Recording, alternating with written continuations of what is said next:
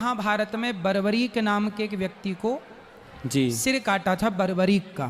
जी ये बर्बरीक जो है कह रहे हैं कि मैं एक ही बाण 2-3 बाण से पूरा महाभारत खत्म कर दूंगा। जी तो भगवान ने कहा कि पीपल के पेड़ पर जितने पत्ते हैं तुम छेद कर दो तो मैं मान लूंगा कि सारे तुम युद्ध को 1-2 बाण से जीत सकते हो। जी तो भगवान कृष्ण ने एक पत्ते को पांव के नीचे दबाया जी और पेड़ पर बर्बरीक ने बाण मारा तो सारे पत्ते पर छेद हो गया। जी और फिर बाण भगवान कृष्ण के चरणों में आकर रुक गया। जी भगवान ने पांव हटाया तो उस पत्ते पर भी छेद हो गया। जी भगवान समझ गए कि ये महाभारत 1-2 बाण से ही जीत लेगा। जी फिर भगवान ने कहा ये बताओ बर्बरीक तुम साथ किसका दोगे? जी तो वो बोले कि जो पक्ष हारेगा मैं उसका साथ दूंगा। तो भगवान को तो कन्फर्म हो गया कि भाई दुर्योधन हारेगा क्योंकि वो गलत है, जी द्रौपदी के कपड़े उतारने वाला है। तो यदि दुर्योधन का साथ ये बर्बरीक दे देगा तो अधर्म का पलड़ा भारी हो जाएगा, मतलब अधर्म और मजबूत हो जाएगा। जी तब भगवान ने कहा कि अधर्म का आप साथ दोगे इसलिए मैं आपका सिर काट रहा हूं। तब भगवान ने सुदर्शन से सिर काट दिया। परंतु भगवान ने कहा कि आपका मैंने सिर तो काट दिया। जी बर्बरीक ने बाद में कहा प्रभु मैं आपसे मरना चाहता था, आपके हाथों में मरना चाहता था, इसलिए मैंने ये जिद की। तब भगवान ने कहा कि आप मरना चाहते थे पर मैं अपने भक्त को मरने नहीं दूंगा। तुम्हारा सिर भले कट गया, कटा हुआ सिर को मैं अपना नाम दूंगा। आज से तुम्हें बर्बरीक के नाम से नहीं, मेरा एक नाम श्याम है, तो श्याम के नाम से तुम जाने जाओगे। और जाओ खाटू नाम की जगह पर रहना तो खाटू श्याम के नाम से जाने जाओगे। जी तो ये इतिहास है, ये कथा है। तो भगवान ने अपना नाम देकर उन्हें स्थापित किया खाटू श्याम जी को। जी तो वो भगवान कृष्ण के द्वारा ही पोषित हैं, भगवान की कृपा को पाकर के वहाँ विराजे हैं। जी गुरु जी। अगला प्रश्न ये है कि किसी आप आँखों का दान, किडनी का दान, जो भी आपके अच्छे अंग हैं जो भी आप दे सकते हैं दे दो, लेकिन विधान ये है कि शरीर के कुछ हिस्से का अंतिम संस्कार जरूर होना चाहिए। क्योंकि अंतिम संस्कार जिस तिथि को होता है उसी तिथि से फिर आगे चल कर के आपका श्राद्ध होता है, तर्पण होता है, पिंडदान होता है, वो तिथि होनी चाहिए। अब जैसे आपने पूरा शरीर दान कर दिया तो फिर आपका अंतिम संस्कार नहीं होगा, और अंतिम संस्कार नहीं होगा तो वो तिथि निश्चित नहीं होगी कि आप मृत्यु की तिथि मान्य नहीं है, जी आग की तिथि मान्य है। जब चिता पे आग लगाई जाती है, जैसे दशरथ जी की मृत्यु तो हो गई 15 दिन पहले, भरत जी आए 15 दिन बाद, तो भरत जी ने अंतिम संस्कार बाद में किया। तो जो अंतिम संस्कार जिस तिथि पर हुआ उस तिथि से उनके आगे तिथियां चालू हुई, उसके अकॉर्डिंग 13 दिन बाद 13वीं होगी। फिर उस तिथि पर अगले साल पिंडदान होगा, तर्पण होगा, गया श्राद्ध होगा, फिर वो तिथि आगे काम करेगी। जी गुरु जी धन्यवाद। राधे राधे। जय श्री मन नारायण। जय श्री। हनुमान चालीसा नहीं करना चाहिए क्या?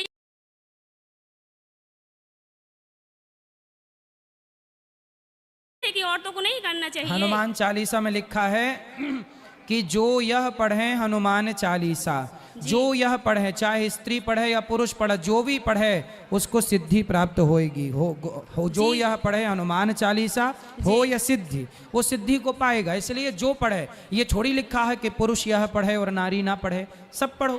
कौन कह रहा था कि ना पढ़े नारी? बहुत लोग बोलते हैं गुरुजी की नहीं करना चाहिए औरतों को हनुमान चालीसा में लिखा ना कि जो यह पढ़े, जी जो यह पढ़े मतलब जो भी पढ़े। जी फिर जब लिखा ही है तो पढ़ो। अज्ञानवश लोग कुछ भी बोलते रहते हैं। जी राधे राधे। जी जी। आध्यात्मिक व्यक्ति की परिभाषा क्या है? सरल शब्दों में आध्यात्मिक व्यक्ति की परिभाषा सिर्फ इतनी है, जो किसी को खिलाकर खाने की भावना रखे, बस वही आध्यात्मिक व्यक्ति है। धन्यवाद गुरुजी। जो किसी को पानी देकर के पानी पीने की भावना रखे वही आध्यात्मिक व्यक्ति। अंतिम प्रश्न गुरुजी, मैं फौज में ना सही कैसे हो सकता है? अब देखो ना, खेत में किसान धान बोता है, धान और गेहूं और फसल बोता है, तो क्या होता है कि ना वो पौधा जब पक जाता है, जैसे गेहूं की फसल पक गई तो उसकी जो बालियां हैं ना सूख जाती हैं, अपने आप सूख जाती हैं, तब ना किसान काटता है।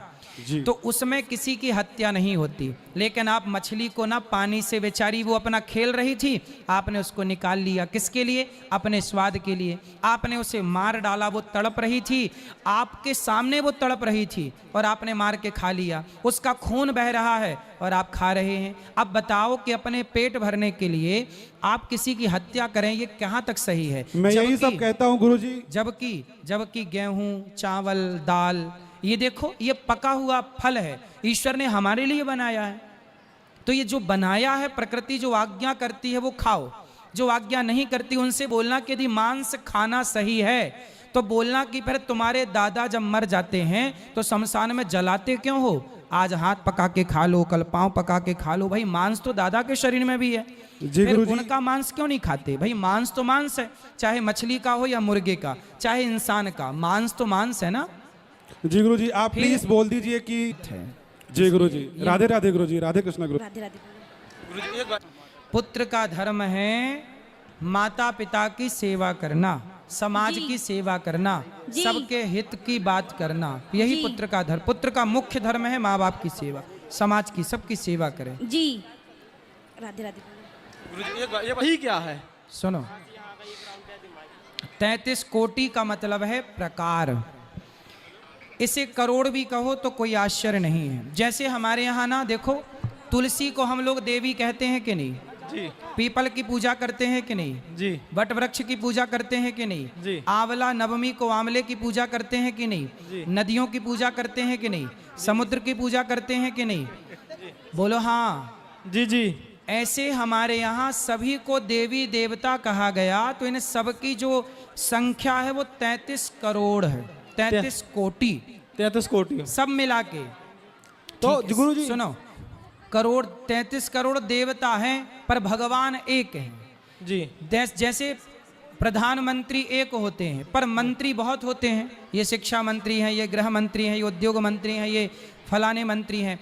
व्यवस्था के लिए सबको बनाना पड़ता है। उसी तरह ईश्वर एक है, ये जितने भी देवता हैं ये व्यवस्था के, जैसे देवताओं के राजा हैं इंद्र, जैसे वरुण कौन है देवता, चंद्रमा कौन देवता, अग्नि कौन देवता, गायत्री कौन देवता, ऐसे अनेक देवता हैं। जी तो देवताओं को क्यों बनाया? व्यवस्था। जैसे वरुण देवता का काम है वायु की व्यवस्था, अग्नि देवता का काम है अग्नि की व्यवस्था। व्यवस्था तो बनानी ही पड़ती है ना। जी। तो ये तो ऐसा। अपन को मतलब 33 कोटि